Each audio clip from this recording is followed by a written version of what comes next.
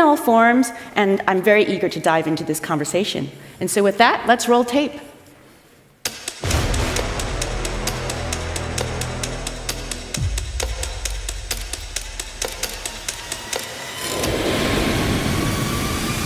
There's still a lot of misogynist thinking and sexist thinking that is something that is coherent in our society.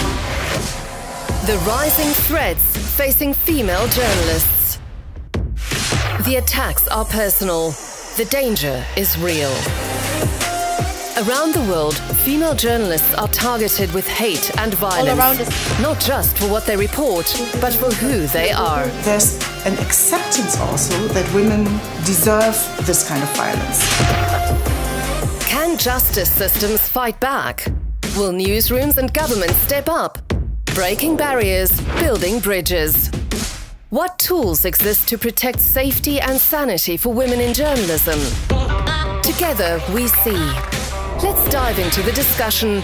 Double Target, addressing the intimidation of female journalists. So let's bring up the panelists and get this going straight away. I'm very excited to invite Nana Ama Agyemang Asante from the Ghana Women Expert Project. If you can come on up and, yes, and have a seat. We also have Anna-Lena von Houdenberg of Hate Aid. Yes, thank you so much. And then Rakaya Diallo, thank you so much. She's a journalist, author, and filmmaker.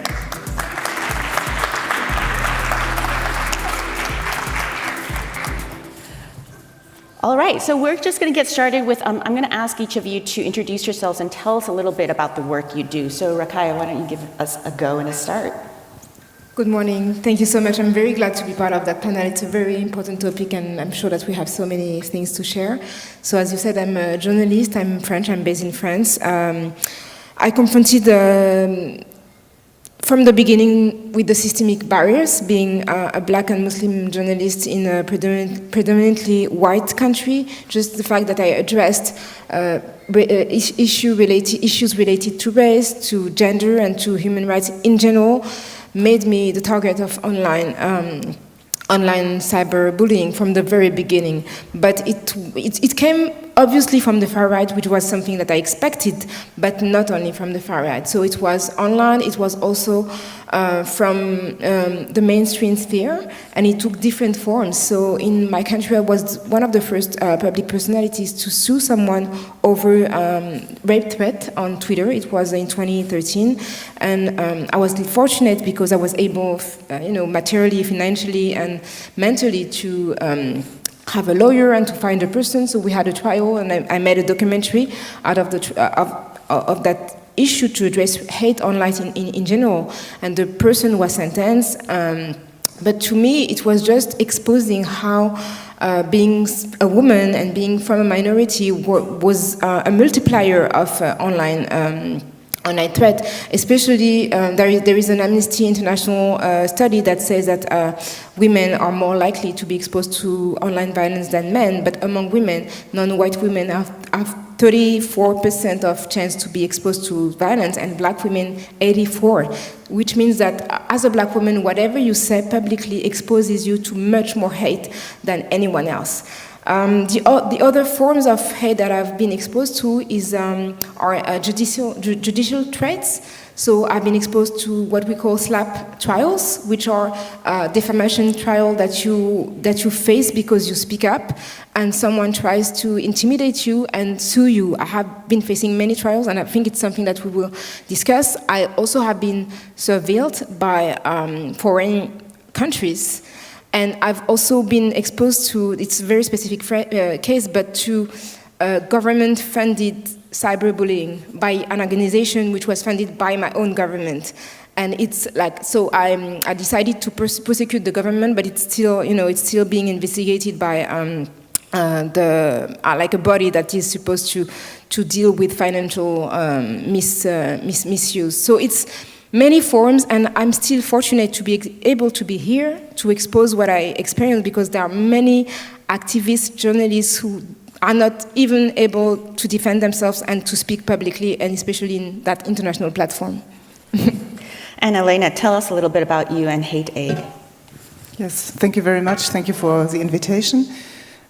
So Hate Aid is a human rights organization. We are defending human rights in the digital space, and we have started as Germany's first federal consultation for victims of digital violence. And from the beginning, my first 2 cases that came into our consultation, where we do emotional support, psychological support, security advice, which is really important when you talk about doxing. Later on we will talk about the different forms of targeting journalists and female journalists, but doxing is one. So security advice and then communication advice, but we also support in going to court. Also we finance civil court cases for the victims and for the people affected. And so the 2 first cases that we had in our consultation were one female politician and one female journalist, and attacked online. And it kind of shaped, I mean, the consultation is open for everyone. Now we do lots of lobbying and advocacy work, especially in Germany, but also in Brussels. But the consultation is open for everyone, but that kind of shaped how we started working. We looked at very gender sensitive. It was from the beginning, it was a topic how women are differently assaulted than men, how also non-binary people are very differently assaulted, so the gender aspect of violence, but also what you were mentioning, the discriminatory markers, I would call them. No? You're a woman, that is the first discriminatory marker. Then you are a person of color, discriminatory marker. Maybe you are of Muslim faith, then that's another. And with every marker that you have, violence grows. So whenever you do something, then the violence and the hate that you receive is also dependent on how many markers you have, and it exponentially grows with that. So I wear multiple hats. I will talk about what is relevant right now. I currently run a project called the Ghana Women Expert Project, which tracks the number of women who are interviewed in Ghanaian media for their expertise. And how I get to that is because I used to co-host one of the most listened morning shows on radio in Ghana. And you could listen to radio or watch TV. Ghana is a very radio country, so everybody listens to radio for months, and you will not hear women speaking as authority figures. And when they do get attacked. When I was on a show for 10 years. I experienced cyberbullying. I was harassed. I was intimidated, and I think we're going to get into that. But I'm a journalist, and I run this project, and the aim is to get media organizations to realize the violence they do to women when they don't condemn and they don't support journalists, and they don't support women politicians as well. I just want to actually stick with you and follow up. How frustrated do you get when you hear people say this is a pipeline problem? We can't find the expert in this field who is a woman. What do you tell people? I sort of worked on a short documentary, which is on YouTube right now, and so went around speaking to producers and to women. And the producers were like, we can't find the women. They will say they don't have time. They can't make it to the studio. Number one, it's the design of the program. If you're thinking of including women, then you will think about the time of the program. You schedule a major program at 9 a.m. on a Saturday morning in a country where women have multiple responsibilities. They're not going to be able to show up. And also, it's very easy to call a man up whenever you want to do your interview in a newsroom and get them to talk. But women do other things in life. And so when you call a woman and they say, oh, what do you want to talk about? And you tell them, and they're like, could you give me 10 minutes or 20 minutes to prepare? And you're like, I don't have that much time. It's not a pipeline problem. It's a media problem. It's a production problem. And that's easy to solve if we would do things differently. Yeah, absolutely. And something that I certainly try to keep in mind as well is if we are struggling to find somebody, also sometimes it's about reaching out to people. And I'll hear a lot of women say, I'm not ready. And I'm like, trust me, you're ready. There are 3 men ahead of you who claim that they know this topic, and they actually don't know it very well. But also it's about, I think, to add something to this, it's about the repercussions for women, because we did a study we published a study with the Technical University of Munich at the beginning of this year, where we asked, it's the biggest study that has been done in Germany on this topic, where we asked people from politics, journalists and activists about how digital violence influences their work. And exponentially more women said that they hesitate to go into a very exposed position because they are afraid of the repercussions of digital violence that they are going to see. So this is also a reason. You go to this program and you know what is going to happen then. Absolutely. In the surveys that we have done, women have said the same thing, that, I don't want to go on TV and get attacked for how I look. I don't want to be attacked for who I'm married to. I don't want my body to be spoken about, so I'm definitely not going to do it. And also, that's why they're also saying we need more time to prepare, because every mistake they make, they pay more, they pay harder, no? They pay more for that. Rakai, can you talk a little bit more? I think it's very interesting that you decided to launch a legal case. That's rare, and that's fighting back at a very high level. Tell us a little bit more about that. And was that mentally stressful? Did you feel empowered? The thing is that as I was threatened online, I got much support, which really allowed me to think of myself as someone who should be supported and defended. So I reached out to my lawyer, and at the same time, as a filmmaker, I decided to make a documentary, not only to focus on my case, but also to understand the dynamics of cyberbullying. So I interviewed other people who were facing online harassment for many different reasons, because they were women, because they were Jews, because they were LGBTQIA, or even for no reason. Sometimes it just doesn't even have to do with your identity. And so to me, and I also was prompted to sue the person because we were able to find them. They were not, good enough to hide their identity online. So that was also something that helped me. And so confronting the person, having them, so it was a man actually, having him coming in a court and having, because when you post something online, it's not the same as when you have a judge reading what you've told and you have to explain yourself. So it really reverses the balance.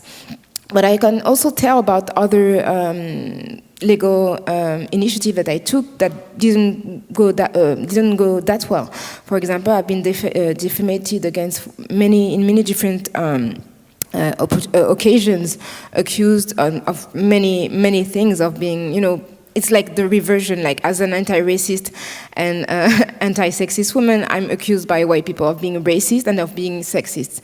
And trying to just make my case and to sue those persons, I didn't win. And I also I'm also Muslim, I'm very vocal about Islamophobia, which makes me being accused of supporting terrorism.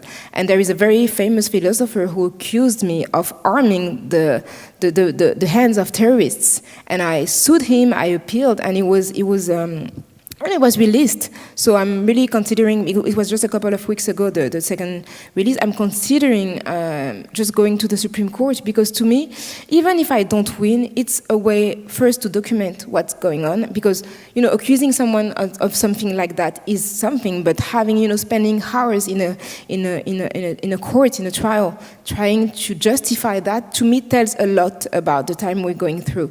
So, and at the end of the day, the man, who is very, very prominent in France, he said that had he known he would brought him to the court, he wouldn't have said the thing in the same way. So even if he won, I think that he will think twice before accusing someone of something so serious, actually. So I will see if I go to the Supreme Court, but I think that if we have the means and we have the support, it's important to use those spaces, because there are also spaces for archive. Like people, when they try to study a time, they go to the courts and they go to what has been registered in courts. Do you have a sense in terms of like you say, it dissuades others who see this court case from engaging in that same behavior? Do you have any qualitative or quantitative data? And that's also probably a question for Hate Aid. Do we have a sense of whether the courts actually do work in terms of dissuading people, the general population, from engaging in this misogynistic behavior? I think that most of the people, unfortunately, are discouraged because it takes a lot of time, and you're also exposed to people repeating over and over what they've said to you publicly. So if you face defamation and you go to a court, you will have to hear again someone saying the same thing that they said, and sometimes even worse. Like I can think about a case in which I was harassed also by another public personality. Like the person kept speaking about me online in a very negative way, and I've documented how much he spoke about me. Like it was like in 2 years, 500 tweets, which is like, it's obvious. So once I said that he was a harasser, he sued me out of defamation. So I was the person who had to defend myself in a court of accusing someone who was attacking me. And I understand why, it can be discouraging, because even if you're the victim, at the end of the day, you have to defend yourself and to prove that you have done nothing wrong. So I won that case, but at the end of the day, it cost me so much time. Like I had to just think about how to defend myself, to present myself as someone who was not an assaulter, someone who would define. So who would, how can I say that, defame someone. So it's really difficult. I think that we'll go through that, but I think that we need to maybe think more strategically and to organize ourselves, not individually, but maybe more collectively. So strategy. So Annalena, and also you guys also have... We based our organization on thinking that it will dissuade people. If we sue perpetrators, this will dissuade people from spreading more hate. And what we did at the beginning was to say, okay, we are going to gather money, and we are going to finance all these civil court cases, like yours, for example. You have somebody who arrests you, then we go with you. We try criminal court. If it doesn't work, and we go and work with law enforcement agencies. We work very closely with the law enforcement agencies in Germany, the federal ones, and also the ones in the different countries. And if it doesn't work in criminal court, then we go to civil court, and we make it public.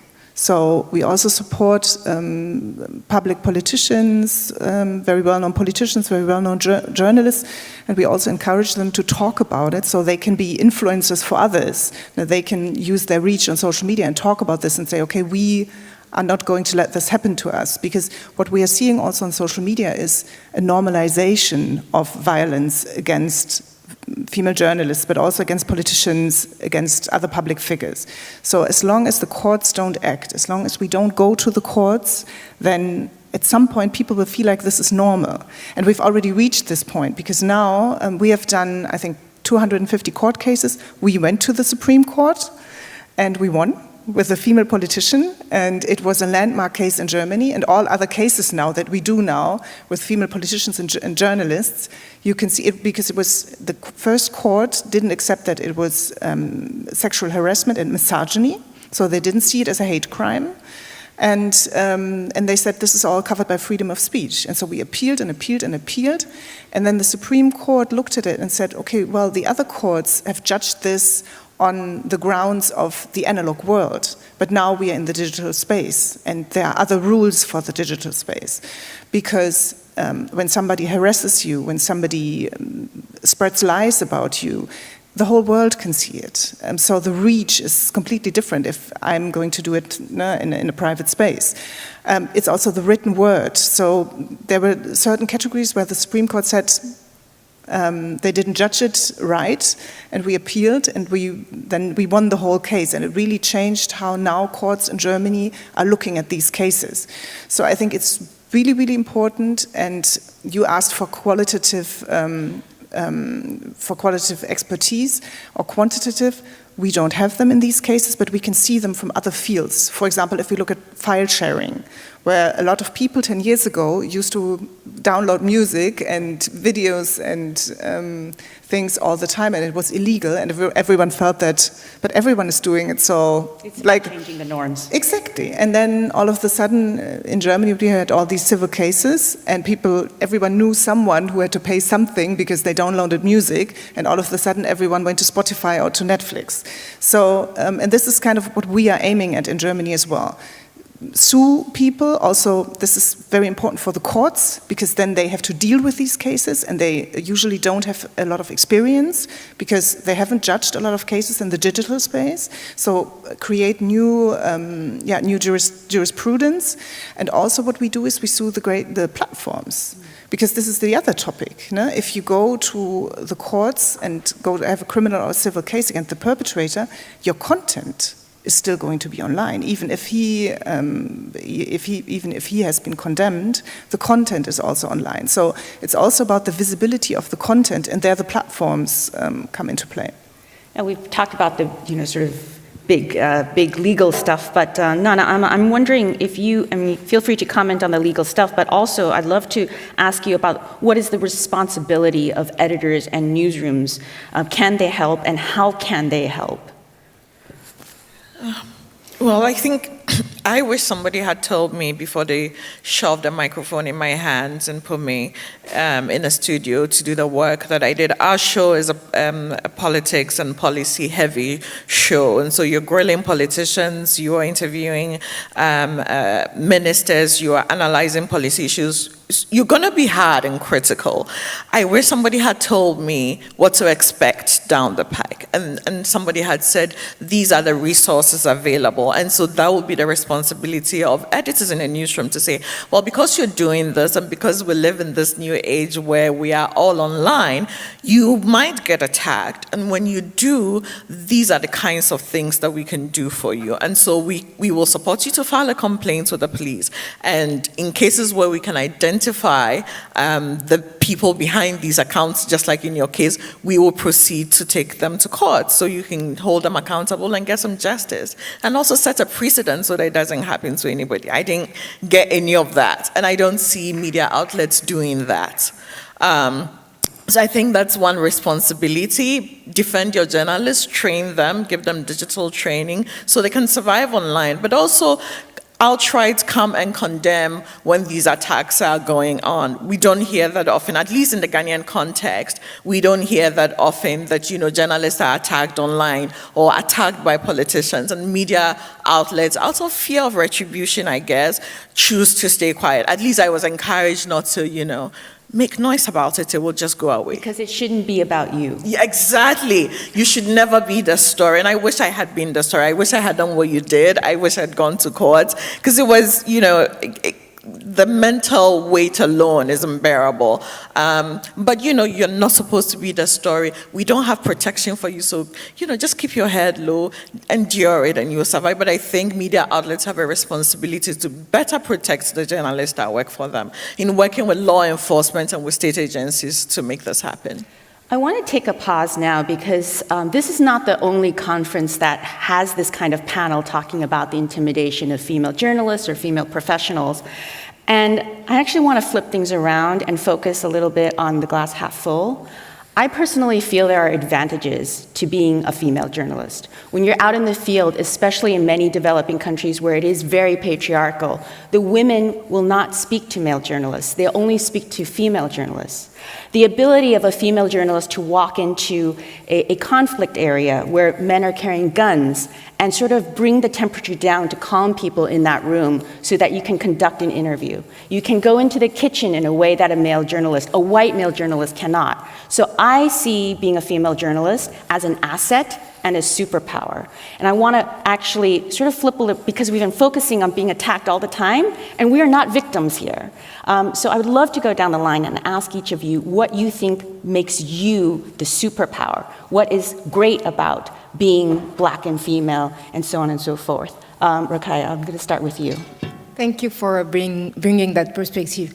I would say that being a woman, being Black, being Muslim brings me a way to see the world that is very specific, and a way to understand so many dynamics that I wouldn't have if I was someone else. So I think that it just gives me a lens and a way to report that I can value, actually. And of course I can speak to people in a way that other people couldn't speak, but I can understand why some people would be angry if something happens, how, for example, a government measure affects a specific part of the population, and in that way, because I can interact with some people in a very different way. So I know that, for example, as a filmmaker, as a documentary filmmaker, I have reported on topics in a way that actually wouldn't be the same if it came from someone who was from a very privileged background. So my superpower, I would say, is to be able to see the unseen and to report on the unseen. And my goal as a journalist is just to give a platform to those who usually don't have a voice. So I think in my case, I'm a white woman in a very white country. But as a woman in this country, I have had from the beginning of my childhood this discriminatory experiences. So sexual violence, misogynist comments in university, in the workplace. I used to be a journalist as well. It was horrible as a woman. So, and still it is. I move a lot around in politics and advocacy work, and it's still, and also now our work is attacked very strongly by the right-wing activists, because of course with the success there comes also the backlash, and it is always because I'm a woman. But I think because of that, there's especially also leading an organization that has is consulting people who are affected by digital violence, in almost all of the cases discriminatory violence. This gives me a different perspective on that, because I have not been in this privileged place as a white male, and I have lived discrimination myself. So yeah, there's just a different sense to this. And I also think that as a woman, we are two women now, two women CEOs of the organization, that we are the faces leading the defense against, this violence, against the right-wing backlash. I think it's a really strong sign also for, and gives people hope, that it's not two white male people, but it's us as a female pair. And I think that's, that could be a superpower. I joke that we are all oppressed differently, and so in general society, I'm a woman in Ghana. I belong to, even though women are more than 50% of the population, we're still marginalized. But I come from an ethnic group that is a dominant ethnic group, so there's privilege there, and that means that there are spaces I can enter that other people cannot enter. But also by virtue of education, there are things that I can see that other people cannot see. And so because of all of these layers of privilege, and also because of the marginality that I experience, there are things I can see, stories that I can identify in a newsroom that I would say, oh, I think a lack of water supply to this community is a matter of politics. And my male colleagues would be like, no, it's not politics. And I'm like, when women don't have water to cook, that's politics. There are things I can see that other people will not see. And I think that's a superpower. The fact that I can get to be in a space and be like, especially when I was on the show, at the time I was one of two women on morning radio in Ghana. We have like 400 outlets. And so just being one of the women in the space and saying, we cannot do this is unacceptable, these stories are important to tell, and then pushing to get those stories, and I think that's a superpower, and that's a privilege I cherish. Great. I'd like to try to make this interactive and bring in questions. So for the last half or last quartile, tripartite, on time that we have, I'd love to see if people have questions. But just to kick things off, we do have a Slido slide to get people sort of interactive and sort of engaged. And the question is, what advice helps women hesitant to enter journalism due to risks? So if you can pull that question up, and people can, I think, use the QR code to input your thoughts, that would be fantastic. And while we're waiting for that to come in terms of your responses, I want to ask that as a sort of a question to each of the panelists. So what advice would you give to women who are hesitant of going into the journalism field? What would you say to them? People have said to me, I might get attacked, and I'm like, women get attacked anyway. So just do it. Go in and use your voice. And I've had people say, I don't think I will ever be prepared. And I'm like, have you heard the men on these networks? Have you heard the men who dominate these spaces? So just go ahead and do it. And then learn, you can learn on the job. That's the good thing about journalism. It's like while you're in the newsroom, you can learn and you can pick up new skills. And so basically this is what I tell people. Just go do it anyway, because there are people who are not as skilled as you are, or as prepared or as thoughtful, who are dominating the space. So go do it anyway. And Elena? So from my lens, I would say come prepared. Every crisis can also be, if you get through it in a crisis is always a crisis, but if you get through it if you come in it prepared, if you know what's going to happen, if you know what you and your support network, this is the other advice that I would give, have a support network. If everyone knows what to do, then it can even be a strengthening experience, because you've survived it and you never lost control. You were always not the passive in the passive role, but you actively also interacted in your crisis. So I think this is really important. Come prepared and have a good support network. Have people around you. Prepare yourself, people that you can trust, and then just do it. Yes. I'd say that maybe you also should reach out to female journalists who are already in the profession, who are already active, because it's easier to understand your work to the path of someone who's experienced what you are going to do and to go through. And I think that also we haven't spoken about that, but unions can also be very active. So unionizing can be very helpful, and I think that they have also a role to play in the protection of journalists in general, but female journalists, and to leverage in media outlet. How can I say that? Systems of protections and mechanism that will help to respond to threat, whether it's online, whether it's offline. So I think that being part of a group. Maybe a union or even a group, there are many coordinations of female journalists that exist. Being part of such groups is also very helpful, because that gives you resources, that gives you support, that gives you also the ability to know the experience of people who were there before you. Great. And I see that we have some responses. I have a little bit of a problem. That monitor is far too small for me to read, so I'm going to have to stand up and see some of the responses and see if the panelists have reactions to it. One person is writing, learn the difference between actual threats and the stuff you can ignore, the stuff that is going to go away anyways. As somebody else actually echoing what Kaya says join networks or groups of female journalists. Someone else said search for other women and always help out other female colleagues. Let's see what else. Yes, female community. Community is really a big theme that I see here. And look out for other women. Try to work in a place that has mechanisms to support you and that takes an approach where the safety of the team is at the center. So that's a question that young journalists can ask when they are actually at the interview stage, a question for the employer, right? So this is all fantastic. Make your social accounts in the digital space private. Hide your home address. Google yourself and then get started. And there are actually software or actual companies that work on deleting your data so that you don't get doxxed. I mean, Delete Me is one that a lot of the digital security folks recommend. I wonder if there are any questions now for the panelists. Or are people shy this morning? Oh, someone all the way in the back? Yes, right there. Thank you very much. Please introduce yourself.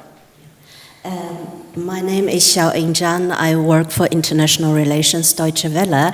Actually, I do not have questions to the panel, but I'd just like to take the opportunity to add 2 points to the whole discussion. From my point of view, I think as a part of the strategy or solution to digital violence against female journalists should be to win over men as our allies.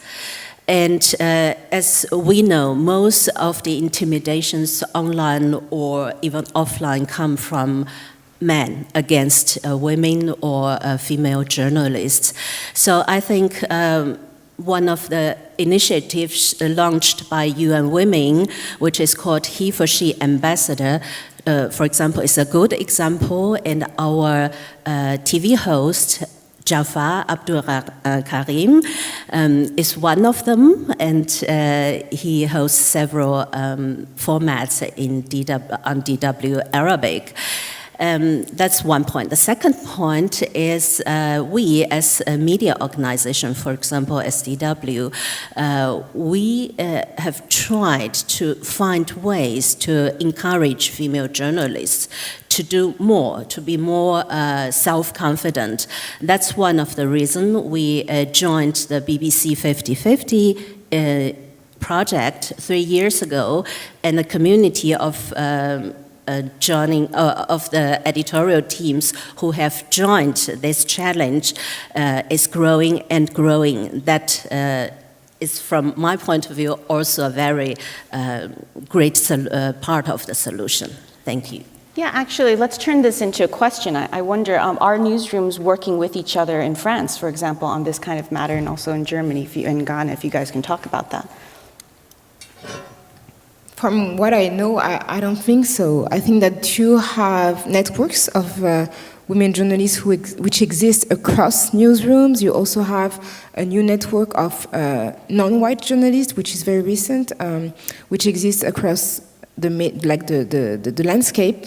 But I haven't seen a mechanism or a reflection on how they could work together to face those threats that are increasing. We haven't spoken about AI, but how it's possible to leverage, harassment which much more impact, and it's possible to create, fake misrepresentations with deep fakes, and mostly when it comes to women, it's sexualized. So it's a way to humiliate women in the public sphere, and it has happened a lot. And there is something that should be thought about because it's being more and more used and more sophisticated, and the victims are, even if I would say the targets are mostly women. So it's a reflection that should be taken over in a very, even like across the newsrooms, but even globally. It shouldn't stick to the borders of our respective countries. Yeah. I don't know if either of you guys have any. So the project I run, number one, I have not seen networks in Ghana, media outlets sort of working on a project to increase the number of women who participate in media. But the project I run, the Ghana Women Expert Project, seeks to address that. And so we do surveys and we share the results with these media outlets. And what we have found is that when outlets emerge as, at the bottom of the rankings, they try to do better. And so this sort of gradual increases in the women who are appearing as experts. But what we also found is they now interview women, but it's on the soft issues, it's on relationships, entertainment, not on politics or policy and those things. And when they come, if they would give a man 10 minutes to talk, they're giving a woman 3 minutes. And so there isn't a concerted effort, but the project seeks to draw attention to what this does to basically when you exclude women's voices from the public square, how that then affects the design of the public space. Fantastic. Next question. I guess it's a quiet morning then. I'm going to throw some questions and I'll take a moderator's prerogative and keep asking questions until... Oh, there is one question? Oh. Over there. Okay, I see it. Yeah. Hi. You were speaking earlier about taking things to court. I would just be curious on the various legal frameworks that you're coming from, what the biggest gaps are. It's for you, I think. I'm not sure. I didn't hear the beginning of the question. Sorry. It's really about the chances of success in taking anything to court. I'm not taking anything to court. I'm trying to choose the cases For example, the last one I told you about the person who accused me of being a terrorist, I knew that I had very few chances to win, but to me it was a platform because, you know, court cases are public, so people can come and attend and see and understand the dynamics of power. So there were many people who came and attended the trial and were shocked by, you know, the dynamics, the fact that I had to explain myself about something I had nothing to do with. So to me, it can be strategic to document what's going on, and it's also something that I will use as a journalist because I obviously will write about it. I took notes, so I will write about it. But of course, I can't sue anyone. I just try to pick the ones I can handle mentally also, and the ones that to me make a reason for existing. Thank you. So what we do is we have two sorts of cases. We have the cases where we are process financer in the civil cases, so we look at those and look, okay, which case has a chance by German law, and then we go for it. And then there are these cases where they are in the middle, they probably have not been tried, so then strategically we say, okay, it is important to take that to court because we're going to try to make this also a news story. And even if if we lose in court, then the consequence could be to say, okay, we need a law, because there's a gap here.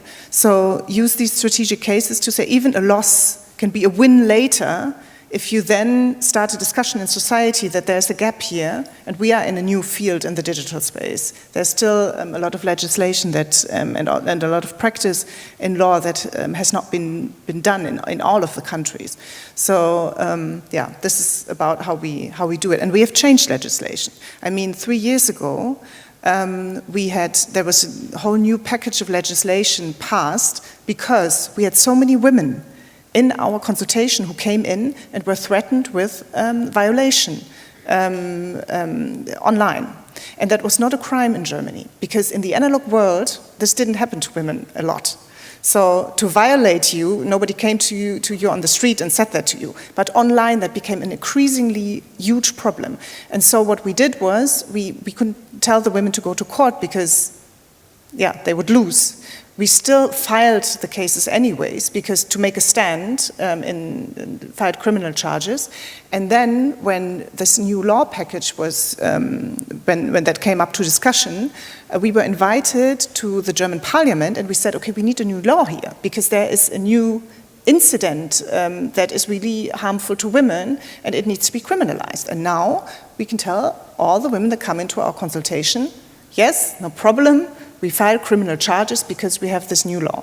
So I think there's always an opportunity there as well. Great. Well, this is actually all the time that we have, so I want to thank Rakaya, Annalena, and Nana Ama for your time. Thank you, and give them a round of applause. Thank you very much.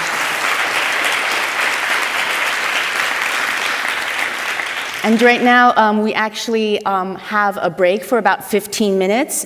If you do want to come back to this venue, there will be the session called Cutting Through the Noise, Forgotten Crises in the News Cycle, but you do have a break right now. The escape room just opened at 11, and speaking of journalist safety, I highly recommend getting your phone checked for spyware. That is available as well at the Digital Security Lab. So thank you very much. Yeah.